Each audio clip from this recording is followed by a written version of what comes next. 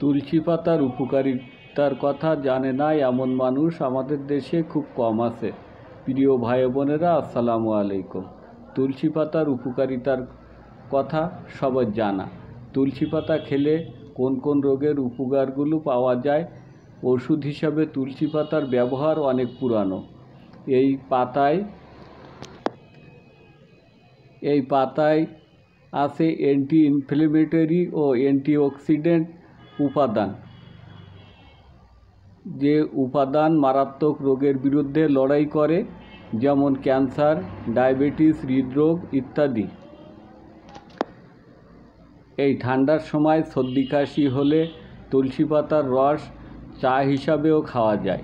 কারা খাবেন না তুলসী পাতা? কারা খাবেন না? যাদের নিম্ন রক্তচাপ এবং গর্ভবতী মায়েরা, তাছাড়া